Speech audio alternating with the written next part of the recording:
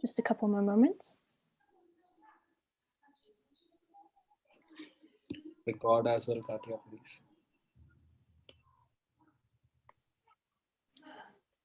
Wonderful.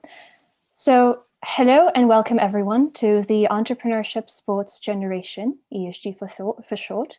This is the Nigeria National Final and we are delighted to have you all here with us. Thank you very much for your time. We are really excited about this leg of the tournament that is planned for today. And we will start by telling you a bit about what ESG is and why the Entrepreneurship Sports Generation is so important. Over the next decade, and as we can see in the next slide, we need to create over 1 billion new jobs and ensure that we leave a better planet for the future generations, as it is highlighted in the 17 UN Sustainable Development Goals. We believe that entrepreneurial initiative is the solution to these pressing issues. The ESG community, which is all of us, will help the entrepreneurs grow and become global enterprises, creating the better future all of us are aspiring for. ESG is a flagship initiative of the Global Education and Leadership Foundation, TGELF. At TGELF, we have been working over the past 2 decades to groom ethical and altruistic leaders globally. And we have created a leadership curriculum alongside with Harvard and alongside Columbia Teachers College, which has impacted more than 3 million school children in 14 countries. Through our entrepreneurial initiatives in the past 5 years, we have impacted more than 500,000 of startups globally. We have raised and made available $7.5 billion to startups and organizations that support startups through our initiatives. For the ESG, we have put together a rewards basket of more than $300 million for all participants globally. And now we have a message from ESG's Executive Director, Anne Rosenberg.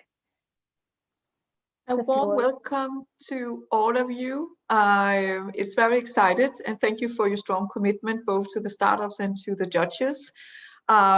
We have just completed earlier today an incredible national finals for Ghana, and last week we had Europe, we had many parts of the world. As you know, there's been more than 300,000 startups that have been applying to the ESG. So we're very excited to see the startups coming from Nigeria, and big thanks to the judges. At the same time, of course, it is inspiring to see and learn about new ideas. We live in a time right now with COVID and with a lot of optimism as the vaccine is soon coming out. But we're also facing that there is a huge need for creating so many jobs that has been lost during COVID. At the same time, we also live at a time where exponential technology is at hand. That means that great ideas from all of you is so needed. So we look forward to see what you have to show to us. As you know, the finals is coming soon. We have the finals December the 5th. So we look forward to see the startups. We look forward to hear the conversation from the judges. And the fact that you actually made it to the national finals out of a huge amount of startups in Nigeria, but also all over the world, is an achievement in itself. So good luck to everybody. And I look forward to watch the conversations and the presentations from each of the startups. Back to you. Thank you so much. Thank you very much. Thank you very much, Anne. And similar to international sporting leagues, the Entrepreneurship Sports Generation 2020 tournament will have 4 tiers that are city, national, confederation, and global finals. The winning enterprises from the city finals will proudly represent, for city, both city and national, etc. So for all the finals, will be proudly representing their countries in the global finals. And the winning enterprises will be representing their countries further on. For over 300,000 applicants from over 190 countries, we have selected the best enterprises to compete in the national finals today. The best teams from Nigeria will compete with each other for a spot in the global finals. Enterprises will go head-to-head with their pitches, followed by an exciting question and answer session from the jury members. And from that, we will select 2 national winners. We also express our gratitude to our partners, and we would like to thank them for joining hands with us. We commit to collectively supporting all enterprises who have become part of the ESG movement in achieving global reach and scale. So it is time for us to begin the movement and make entrepreneurship the new heartbeat of the world. And now we would like to introduce our jury members. Today we are pleased to have 3 jury members who are experts in their fields, and it is our pleasure to present them. We have Nkechi Obi, who is sports management consultant. We have Dr. Anino Amiwa, who is the founder of Avandis Consulting. And we have Nike Olakunji, who is the director of the family office and private client at KPMG. We also have 2 other jury members. We also have Chinenye Mwa Azukwe, who is a managing partner at Grand Central Africa. And we also have Obi Asika, who is founder of Dragon Africa. So we would like to thank our 5 judges today for making the time for our event. So further on, we would like to proceed with some rules of the competition today. Each entrepreneur will have 3 minutes to pitch their idea, and we would request you to keep your cameras off and muted when you are not speaking. If there are any technical issues, we will present your presentations that have been provided to us prior. Now, getting into today's competition, here are the enterprises that will be going back to back and head to head in today's national final. Enterprises, please take time to familiarize yourselves with the order of the pitches.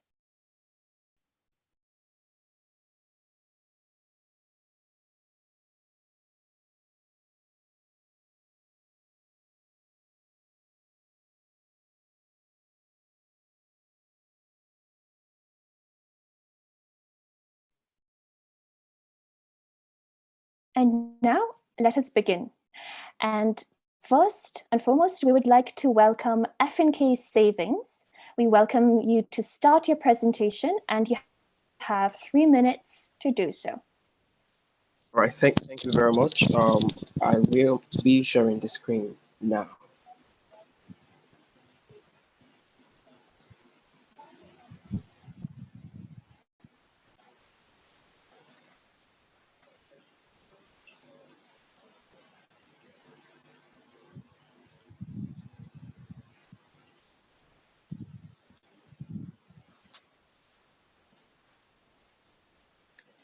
Please, could you confirm if you can see my screen and when I can start? Yes, please do so. However, please do check if your video is in order. All right.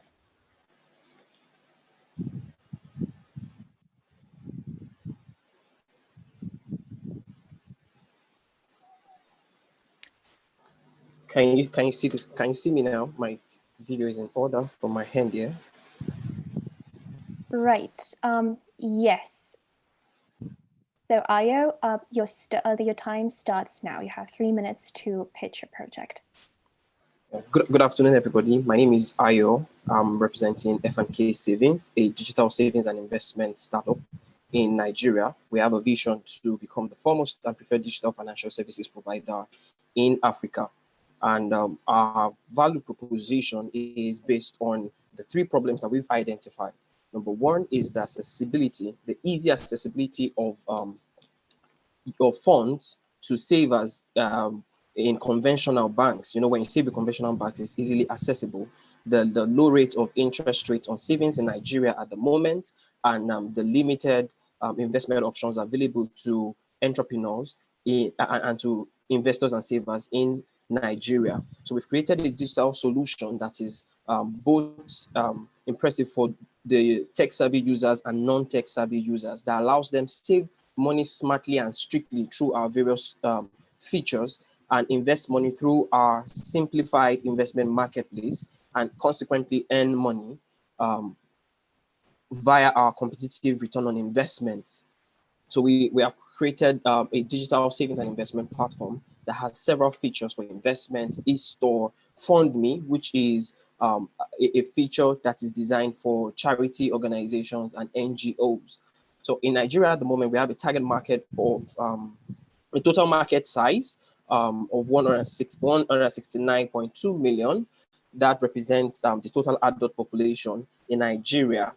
The served market here refers to the adult population that have access to smartphones, to mobile phones generally, and mobile network, while the niche market represents the people between the ages of 18 and 50 in Nigeria that we are trying to capture. So we operate an aggregation approach. The aggregation approach gathers funds from savers and from investors, and invests in medium to low risk investments and projects, and allow people earn competitively beyond what the traditional banks can earn. And our key differentiators, number one, is that our target market is inclusive of non-tech savvy. All right, so through the deployment of agents, we'll take savings from people, and then our plan to introduce bar savings and so on. We are capturing the non-tech savvy market. Our interest rate is competitively better than what the traditional banks offer. And we also deploy machine learning to offer smart savings and investment options to our clients. So at the moment, we have 9,464 online customers and 1,730 offline customers. We also have ongoing projects. I am very sorry to interrupt you, but your time is up. Thank you very much for your pitch. It is now time for the jury members to ask questions. All right. So I would also request you to stop your video and restart it once again, because we might have had a bit of an issue. And our jury members are now welcome to ask questions. We have 5 minutes to do so. All right. Thank you.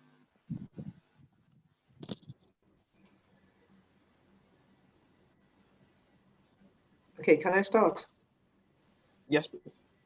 Okay, thank you for that presentation, FNK Savings. My question concerns the investment side. And we know very often with financial instruments that on the savings side or on the investment side that there can be higher risk. So you have a higher return. How would you balance and mitigate the risk from for your depositors from investing in certain projects to guarantee that they will get their money back? All right. Thank you very much for the question. To mitigate against risks, we ensure that all the projects that we invest in, they are projects that we can control from end to end. One, in the agricultural sector, for instance, now, the reason why there has been a lot of failure in the crowdfunding space there is because the model that people have been practicing, the anchor borrowership model, has failed, because the entrepreneurs, the investors don't have control over the end-to-end process. So what we do is that we take over the end-to-end process, from production to farmer sourcing to processing to sales. So we take a complete charge of the end-to-end process. And we also ensure that we have comprehensive insurance covers that, beyond what other platforms will have, that they are insured by a company. We take the due diligence to ensure that the coverage involves yield cover, involves farm asset cover, and so on. It's very comprehensive insurance packages that we take on them. And then we ensure that we are very disciplined with our project. And we also ensure that not all of the funds is invested in the agricultural product, right? For cushion, we put funds in treasury bills, which is a very stable, very secured Nigerian government instrument. And then, yeah, we also invest in mutual funds. Thank you. Thank you very much, ma'am. Hi, good presentation. I wanted to write on what Nikki has pointed out and to ask the question, how does that really scale? Because you're talking about doing end-to-end, which means literally you're taking over the businesses of the people, wherever you put in your funding. And if you do that, aren't you literally building businesses or building multiple enterprises, sprawling enterprise? How do you control that? I thought that your focus was on managing the money, but you seem to want to manage the business. Do you have the experience to do that? Yes, we do. On managing the business, we bring on board technical partners in controlling the project and helping the farmers with the technical aspect of the business. So when I said controlling the business, it's not about totally taking over the entire production process from the farmers, but offering an oversight for them, ensuring that we are with them end to end. So that's how we have been able to do that. And we've worked with about 1,400 farmers, as it were, right now in Nigeria. Thank you.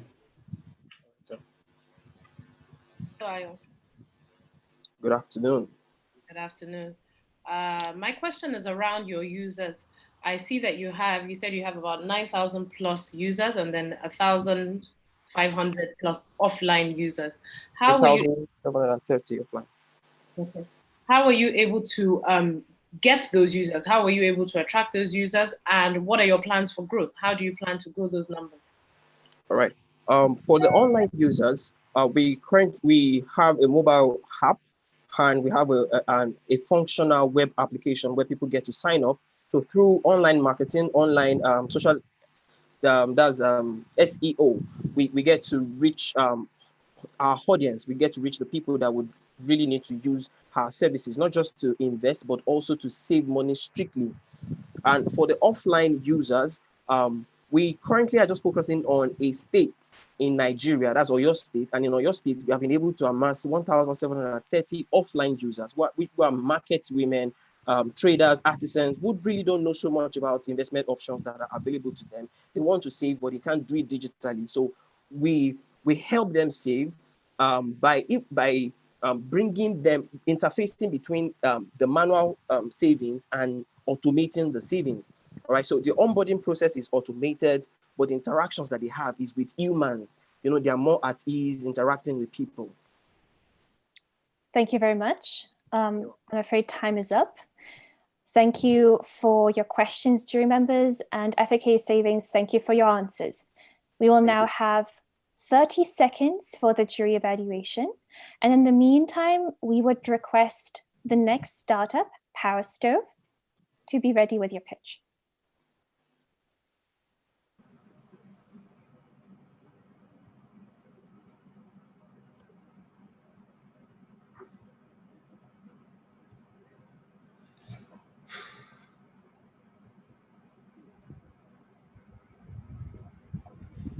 Please, can I start sharing? Just a few more moments, please. Okay. Yes, you can. Okay, please proceed. You're now welcome to start your presentation, and you have 3 minutes to do so. I grew up in the village. Cooking with firewood was the only option. My mom had to work as a local food vendor to support the family. For 7 years, she cooked with firewood. She suffered what we call mitochondrial ischemia. It's a heart disease that's caused by constant inhaling of smoke when you're cooking with firewood. Unfortunately, she died of a preventable heart disease. In Nigeria, there are 97% of 30 million households that still spends $3 billion annually on firewood, charcoal, or kerosene. For this disadvantaged market, we are manufacturing a clean cook stove that cooks faster than other stoves and self-generates electricity. Powerstove is also pioneering IoT integration into clean cook stove that allows users to cook and also receive money from carbon trading in US dollars. Our team is made up of myself. I have 16 years experience. I have also founded 3 other companies before Powerstove. We have Peace, who is an accountant, and Abdubasit, who is also a hardware and IoT developer, and Glory. We also have Tommy Davies and Zave as our advisors. This year, we have reached our milestone despite the COVID challenges of 7,000 users in October, and that has helped us to cross $500,000 in revenue since inception. By 2021, we want to increase these numbers by relying on proven trade strategies, one-time sales of our cook stove, recurring revenue from wood pellets, and pay-as-you-go for the low and poor-income households. We are competing with the best in this industry, but our users have the advantage of cooking efficiently, saving money, having access to free electricity, and get paid. No other product in the market offers anything similar. Since we launched in the market since 2017, we have raised $235,000 US dollars from angel investors, grant applications, and also from the founders. Last year, we became the first clean cook stove to receive Efficient Solution label from Switzerland. This year, we joined Green Tech Capital to open our seed funding round. We are raising $1,150,000 in the market to help us scale locally across Lagos and Kano states, and also expand regionally within Ghana and Kenya. This will help us meet 10 of the 17 SDG goals, creating 600 jobs, reaching 1.2 million, and also preventing 24 million trees to be harvested for charcoal or firewood. This is Powerstove. We save life, we protect the environment. Thank you. Thank you very much for your pitch. And now, jury members, you are welcome to ask your questions. Please proceed. Can I go? Yeah, that was really quite impressive.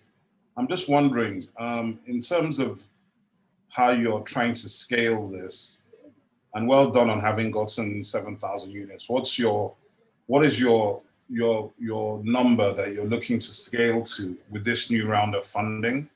And what is your plan for, I mean, why are you going to Ghana and these other countries before the other parts of Nigeria? Thank you, sir. Last month, we established another 2 factories, making us have 2 functional factories in Nigeria. And that has given us a combined capacity of 25,000 units per month. So we know that that is just a tip of the iceberg when you compare to Lagos and Kano markets. However, because we are a Pan-African company, we also see an interest from Ghana and Kenya, and we don't want to ignore it, being that we're also for profit business. So we want to also position ourselves to be able to reach out to this market and see how we can also grow within the sub-Saharan Africa. So we're not ignoring our local market. Thank you. Can I go? I just want to find out, follow up to the question asked by Obi, that, I'm believing that might just be like spreading yourself a little bit thinly, given what you have. So how do you intend to manage that in terms of the scale of your operations now vis-a-vis what you're going to need and other logistics that will require you to maybe you be a bit spread out thinly? Okay, thank you so much. What we are doing now is we are moving to distribution model. So initially, what we are doing is B2C. So now we're moving to distribution model. So we produce, distributors come to the factory, pay, pick up, handle all the logistic processes. We have someone that wants from Ghana 100 units, but because of the closure of border, we can't deliver. So the consignment is sitting in our factory, but we have been paid. So as we're expanding, we're also trying to be lean to cut other expenses on overhead and logistics. So we are transferring the cost of logistics to our distributors, giving them discount on margins for them to be able to buy more in terms of volume. Okay, So you're staying with what you are perfect at and letting somebody else take charge of what you're not exactly. best at. Exactly. Okay. All right. Thank you very much. Thank you. Okay. My question has to do with your sustainable advantage. What is that sustainable advantage? What is it that makes your product difficult for a competitor to copy? You talked about a pellet, but you didn't tell us if there's is there a patent somewhere that is inside there, and what would be the unit economics of that, of scaling that patent into markets? Okay, thank you so much. We are using innovation to make it more difficult, raising the standard for barrier to entry. One is our stove currently is the only stove in Nigeria, manufactured in Nigeria, that can give you access to electricity. So when you cook, you can charge your mobile phones, you can also power your lanterns and also your TV. We are doing that. And secondly, our advantage is also is that we are working with pellets as against charcoal or firewood. Now, our pellet is 80% cheaper than any cooking fuel in Nigeria. So people also buying it cheaper, and also it burns longer because this is condensed energy. So when you buy a kilo of pellet compared to a kilo of charcoal, you use 2x of charcoal as against to 1 of pellet. And the final advantage of our own is that we're also integrating IoT into our stove. So we are remotely tracking all our stoves, and we are selling those carbon credits in the market through a partnership in Singapore that is selling it. Then we are now rewarding users. So it's like you get cooked with our stove, you have access to electricity, and we pay you. So that's our USP, that's our advantage in the market. Just a quick question, follow-up question on that. Looking at your market going into Kenya, for example, because I'm quite aware that there are other companies who are doing something similar, maybe not the same fuel, but in terms of cheaper fuel and clean fuel for cooking. How do you compare? What's the competition in Kenya, and how do you compare to that? Okay, thank you so much. We were in Kenya to do a feasibility study to know how our product can fare in terms of pricing, technology, and also adaptability to the local market. So we discovered that from Powerstove to EcoZoom, they are relying on charcoal and firewood. So we are coming in the angle of, okay, we're giving our distributors and our partners that, okay, rely on our stove. The wood pellet is cheaper and it saves people more money. And our stove also have triple advantages that you cook and save money. You have access to electricity, which is the only company doing it in East Africa. Is called S1, and is sold currently at $130 US. Our one is selling at $90 US. So in also pricing is also better in the market. So it gives our partners in Kenya to be able to have advantage over other competitive products. Thank you very much. I'm very sorry to be interfering here. Thank you very much, Powerstove, for your pitch. And jury, thank you so much for your questions. Now you have 30 seconds for the evaluation. And in the meantime, we will request the next startup, Agrodata, to get ready.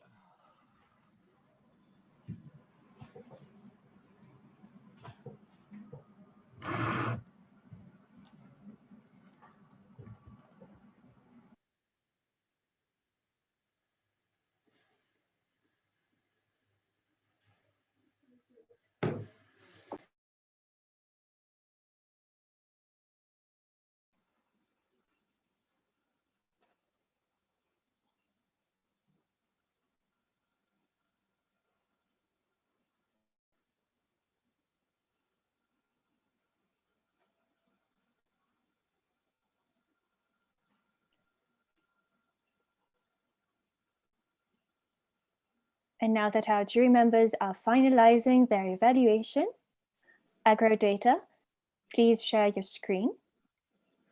Okay.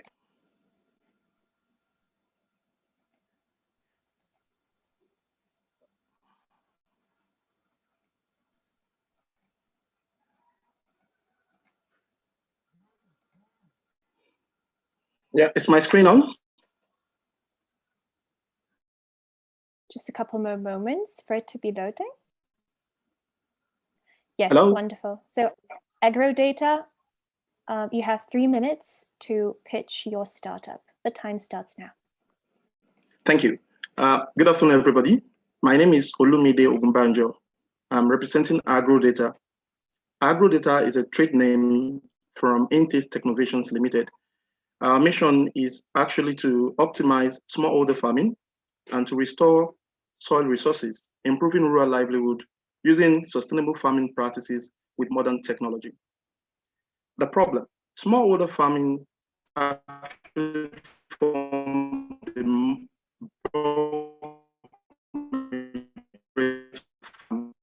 Nigeria, and they contribute about 65 yield, degraded soil from overdependence on chemicals and poor farm management skills. This cumulatively leads to poor livelihoods and food insecurity. An FAO report says that smallholder farms actually support more than half of the population in Africa, but they rely on inefficient and environmentally unstable agricultural practices. Our solution, using GIS and remote sensing, we've been able to map honeybees in southwestern Nigeria for now, and we've invented a special beehive called iSmart Hive, which is under patent at the moment.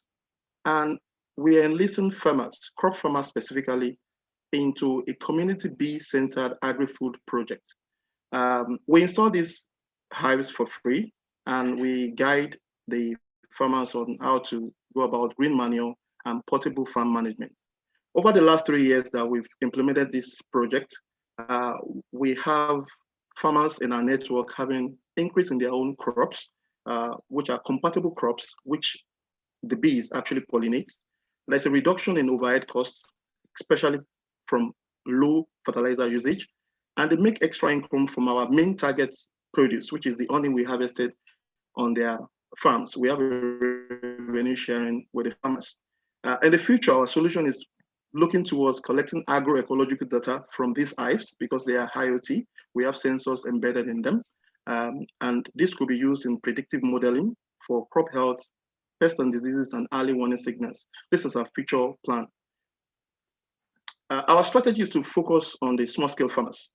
We don't see them as customers, they're actually our beneficiaries, and we adapt available technologies and configure it for their use. Minimum viable products and focus on the solution for now is the natural honey that we harvest as aggregators and process and sell. We've streamlined over the years to fruit crop farmers because we discovered that the pollination activities of the honey has direct relationship with the following crops: the pineapple, banana, plantain, watermelon, cucumber, tomatoes, and some vegetables. Sorry to be interfering here.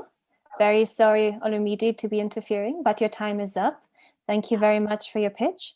And now we would request our jury members to ask questions, and you have 5 minutes to do so.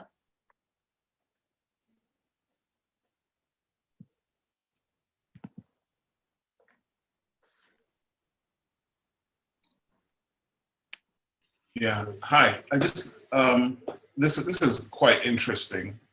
I know you didn't get to do your full presentation, but in the 3 years that you've been doing this, can you give us an idea of how many farmers and farms you've been able to activate and engage with?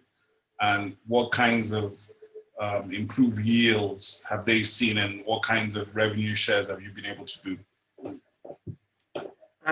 Thank you for the question, sir. At the moment, we have 1,895 farmers on our network who are actually following our guidelines.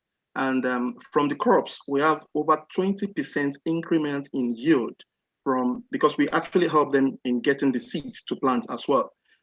And this has been validated by the Institute of Agri Research and Training in Ibadan. We are based in Oyo State, Okeogun. And this has actually fetched us an award, which is the Total Startup Award, which we won last year. So there's a direct relationship between the activities of these bees and the crops that are planted on the farm. So the farmers get a better value from their low acreage, 2 acres, 1 acre. They can make better money from it. What about you? I mean, what's the revenue that you guys are generating? Last financial year, we did 18.6 million naira with a profit of about 5.6 million. We aggregate this honey from the communities, giving 20% back to the farmers. They can sell directly to us. The 80% belongs to us. We have a NAFDAC certified processing center in the community where we process our honey and we sell through distributors. Our brand is Fresh Dew Honey. Okay. Okay, thank you. In terms of your products, where are they? Where do you distribute and sell the honey right now? It's mostly in Lagos and Oyo states. We have an e-commerce partner, myfoodsupplies.com, that handles our supplies in Lagos. They rebranded specifically for the Lagos market. And for us, we sell in Oyo State. Thank you. Okay. So my question is, okay, over to you, Nkechi. Oh, okay. I was just going to ask, what would you say would be your biggest challenge in scaling up your operations, and what would you like? How would you address that? Being an agriculturist and someone that worked in the Ministry of Agri for about 7 years before I pulled out to start this, adoption has been a major issue because the farmers at first thought we want to convert them to beekeepers. But in the US, we know that this is a big industry. Pollination services is rendered by beekeepers in which they ship their bees to the farms for pollination. And this is a sustainable process because you can actually restore the land resources, you can make the ecosystem more friendly, and issues like climate change and all this stuff will be sorted out. So what we do is we try to offer, we are now a social enterprise. We migrated to a social enterprise from being just a limited liability company like that. So we offer a lot of free services. In quotes, we are agent to IITA, the forest research, the cocoa research. We get information from them and we act as extension agents to disseminate this to the farmers. So this is the way we... Just so we don't run out of time, let me quickly add on to that. You know, first of all, 95% of the honey consumed in Nigeria is imported. Yes, correct. So there's a massive demand gap which you're trying to address. And of course, the key problem, of course, is how do you get more people to get involved in bee farming, right? And the critical thing is that's adoption. So if you're going to carry that adoption to scale, which is a critical thing, to scale into that opportunity, it's not something that you can do on your own, I don't think, because it's that part of your cost structure that you're going to now invest aggressively. Because we didn't see your ask. Are you going to invest aggressively in market information, consumer demand? What's going to make that difference? No, we're not going towards that line because we are not actually looking at it from active bee keeping or bee processing. Ours is using it as a pollination agent. So the farmers understand that they still have their crops, especially compliant crops, to grow, which fetch them the bulk of their own money. So we're looking at it from an holistic solution. We're not saying come to become a beekeeper. Allow bees, nurture bees on your farms, and creatively they will help grow your crops. So from that point of view, we've been able to scale in the last 1 year because we got bulk of our farmers in the last 1 year. People are able to adopt it. Initially, we started by going on beekeeping, using the boxes and telling them to become beekeepers. But now we change our strategy to you allowing the bees to pollinate your crops. Let me step in. Nike, this will be the last question. So Olumide, I would request you to be brief. Okay. What are your current funding sources? Where do you get funding from? And how much do you require to scale, to grow? We've been able to get funding from corporate organizations, from their CSR, Total, International Breweries, and the Nigerian government through the UWIN that gave us 10 million naira to start in 2015. Currently, the business actually generates fund, and we're looking at expanding our horizon to the southwest. We actually use GIS to map these bees, so we can't be everywhere. We go to where the concentrations are. So we're looking at $25,000 at least to cover our short-term plan. Thank you very much for that. Thank you, jury members, for your questions, and thank you for your answers. now, while the jury are evaluating our startups, we would request Loystar to get ready with your pitch. Okay.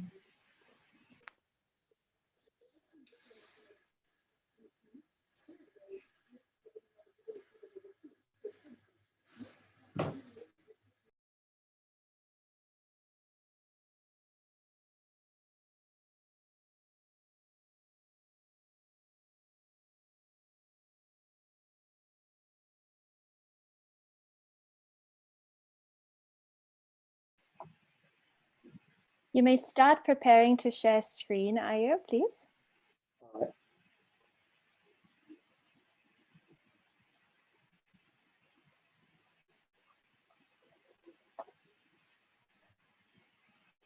And now that our jury members are finalizing their evaluation and have already done that, so we would like to request you to start your presentation. You have 3 minutes for your pitch. Your time starts now. All right, thank you. Hi, everyone. My name is Ayo from Loystar, and we're working to enable African SMEs become the champions of the economy. So it's common knowledge that small businesses power Africa's economies. And now we know over 100 million of them across Africa contribute to over 70% of the employment. I'd like to tell you a story about a merchant. She was a victim of a fire accident that happened earlier this year in Lagos. She lost goods worth millions of naira. She lost her shop. What's interesting about her case is that she had insurance cover.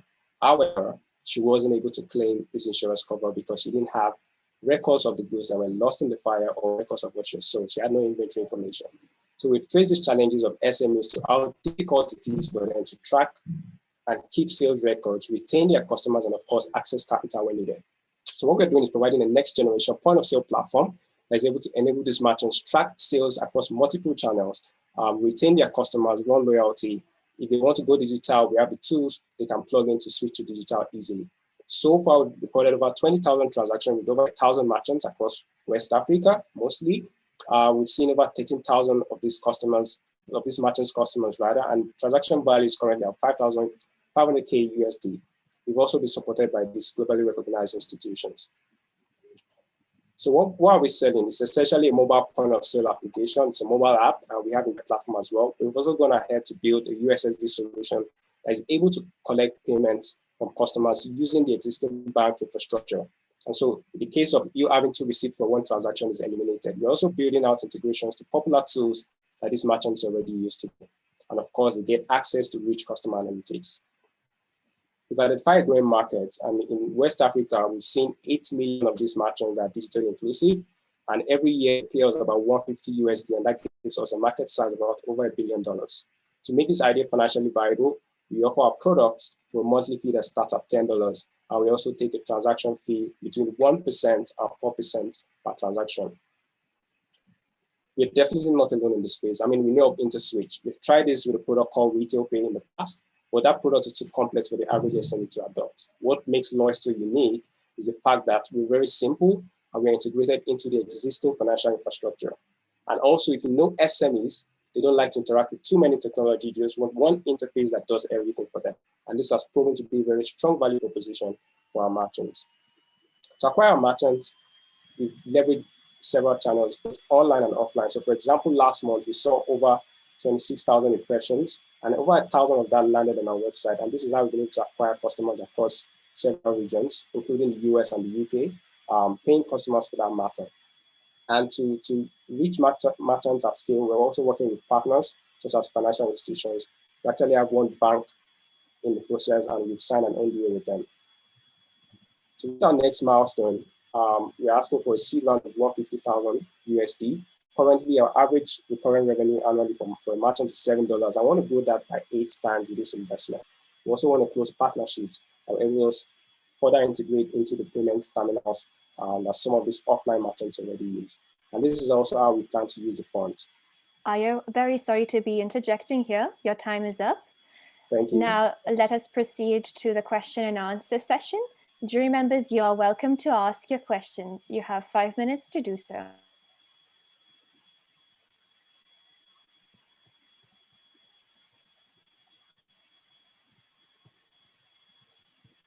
Okay, Ayo, thank you. ahead. Thank you very much. Just a quick one on you have identified a clear market niche, and therefore it seems as if your main challenge would be how to onboard new clients and how to get them to know about you and the marketing and all of that. So can you explain to us how you are going about your market acquisition, and so for your clients to have that clarity about what you're doing and to move to your product? So I'll give an example of what happened during the COVID. Like I said, the example I gave when I started, the lady that lost her shop, she reached out to us in the middle of, I think, October. She discovered us via online, so she just surfaced solutions. So we've done SEO to make us discoverable. And how we onboarded her was entirely virtual, right? Within 3 days, she was able to get started. She paid for the solution and she started using it. So basically, we've developed a process that allowed them to discover us. And then once they sign up, we send them an email to book a demo session. And within that demo session, we show them a demo of the solution. And once they like it, they simply pay for it and begin using it.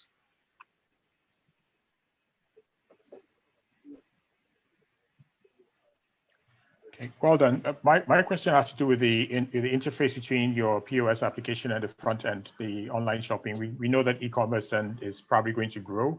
It's actually going to grow. It's projected to grow aggressively across Africa. So, what is the interface between your POS and the front end, which is actually the where the orders are going to come from before they can be booked to your POS? And how do you intend to grow that your ARR from $7 to $56? What does that consist of? So I'll just try to clarify. What we have is a business product, is a merchant-facing product. So what you see is a solution that's used by the merchant to track their sales internally. We've not built anything for the end user yet, and that's our plan to actually grow our ARR. Because we've built for the supply side, we build them tools that allow them to track their sales, keep track of inventory records, and things like that. So the next step for us, in terms of the interface, what we have currently is with USSD. So all of the banks that have a USSD code today, once they get on our platform, you can generate a unique USSD code and you can pay for a transaction on Loystar. That's about what we have in terms of the customer interface. The next step for us and the plan for us to grow our ARR is to have a customer-facing product that will aggregate all of the products for the merchants and create a marketplace from that. So we can drive in orders, which is also lead generation for these merchants and take a cut. Sorry, just to be clear, are you planning to create a marketplace or integrating with existing marketplaces through B2B? So we are trying to create a marketplace. We've tried to integrate in the past, but it hasn't worked out. So we're creating our own marketplace. Thank you. I have a question. What are your plans to make your product more sustainable in terms of the clients that you're working with, the traders? Do you have any plans to sort of train them? A lot of them are not accounting savvy. They're not, you know what I mean? So what are your plans to make it more sustainable by empowering those people to ensure that there is continuation? Thank you for that question. So our plans moving forward is we've seen the use of like third parties. So let's call them ambassadors, who serve as onboarding agents. Right? These are people that are already serving with technology. They know how to use a computer and they have a basic accounting knowledge. And that's how we plan to onboard at scale. But currently, how we are handling that is just setting up webinars. So during the COVID, we had a series of webinars. We bring accountants on board to explain the need to keep records. We also show them how they can adopt digital tools to scale their business. That's what we do currently. But moving forward, we definitely want to extend this to third parties, because imagine a small business that has SKUs about 1,000. We wouldn't want to get involved in trying to capture that. And we've seen an opportunity to empower others that need something to do to just like sort of help these guys get on board and take a cut of the transaction.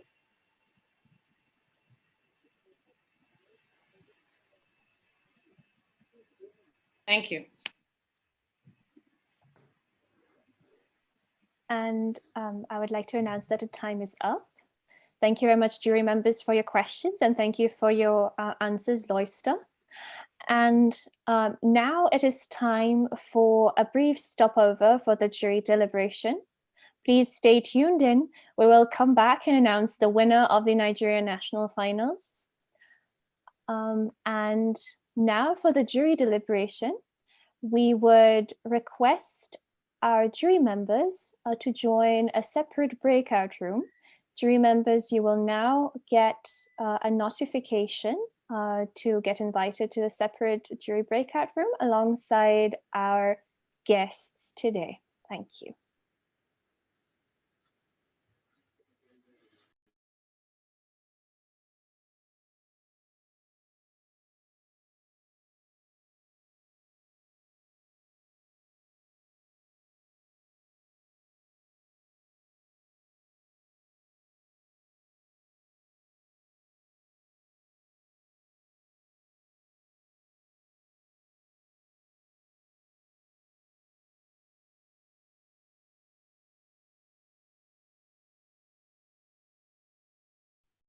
You will now begin receiving your notifications, and jury members and guests, we would request you to join the breakout rooms.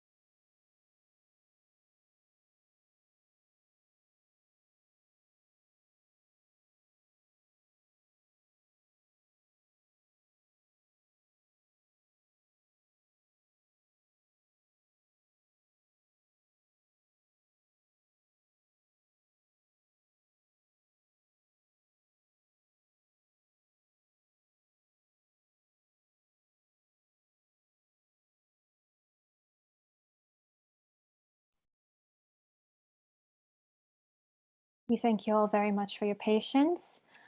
The jury members are taking a bit more time for deliberation, and we will very soon know the names of the winners of today's event, of today's national finals.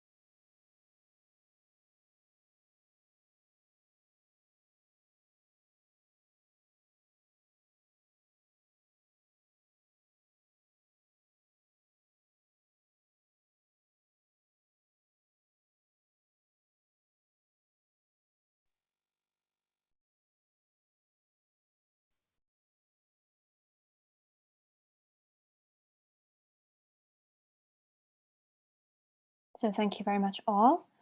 And now our jury members are getting back to the main room after the deliberation.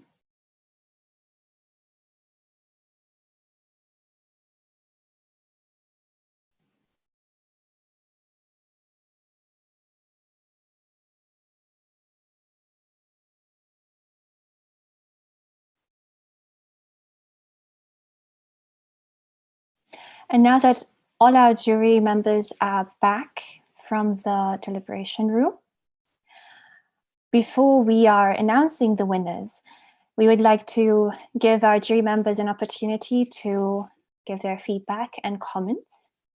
Jury members, you're very welcome to do so.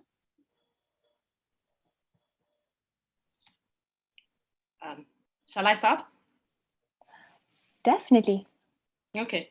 I mean, first of all, I'd like to commend all of the participants on their excellent presentations. They all did excellently, I have to say, despite the short time that they all had.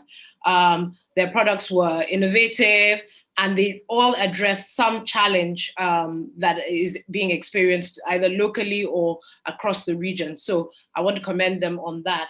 The other thing I noted was that they should be mindful of delivery of, pitching, and always prepare for a pitch.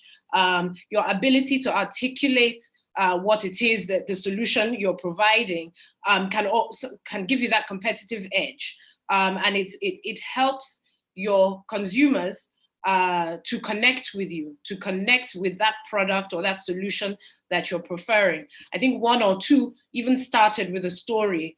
I think it was Powerstove that said, the mother had some health challenges because of the coal, and Loystar, who also spoke about the company that caught fire. So it's always very important to engage. I want to recommend a book that I'm currently reading. I don't know if you can see it. It's called The Prosperity Paradox. It's co-authored by a Nigerian. Now, I first heard about it because one of the co-authors, let me get his name, Efosa Ojomo, gave a presentation at an event last year hosted by Endeavor, which is an organization that mentors entrepreneurs, and tries to sort of mentor them and support them to scale. So I would recommend the book. It's a great book. I haven't finished it, I'll be honest, but I'd recommend it to all of our entrepreneurs. Thank you. Thank you very much. Thank you very much. Jury members, you're welcome. Yes, I'd like to say and echo what Nika has said, and well done to all the entrepreneurs and startups here. Now, of course, there's a competition and there has to be a winner, but the fact that you've made it this far says, there's something about you. We could sense your enthusiasm and your passion for what you're doing, and we congratulate you for that. Just one point, just to let you know, you will find yourself pitching often if you're trying to raise money. If you're going to scale, you're going to pitch often. And pitching often means that you have to be able to deliver in that period of time. So please look at the criteria. Make sure that everything that is requested fits into your pitch and keep it to that time. In fact, my advice is keep it to 30 seconds shorter. Practice, practice, practice. Record yourself numerous times and be smooth about your delivery. And wishing you all the best in the future. And I think that this competition will take you, one step further. Well done. Yes, on my part, coming from a sports background, let me just say that the fact that you compete, there's always, as Anino said, there's always a winner and there's a loser. But for us in sports, we learn to lose graciously, because you're always going to get another chance to play in the team. So you've all had absolutely wonderful presentations. But one point I'd like to make is that it's best to speak the experience and not read the experience. So you come in, I found that some people come in and state the solution first, and then ask the question, why am I preferring that solution? Because this happened. That way you cut out a lot of facts and get to the meat of the story. So absolutely wonderful time. I looked at some of the 4 things, and they all speak to things we need in this age and time, but keep it short, keep it simple, and speak to your solutions. That's my advice. Thank you.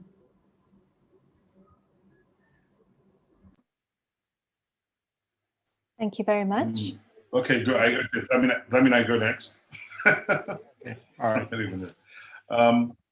Was it Chinaya? Who's going?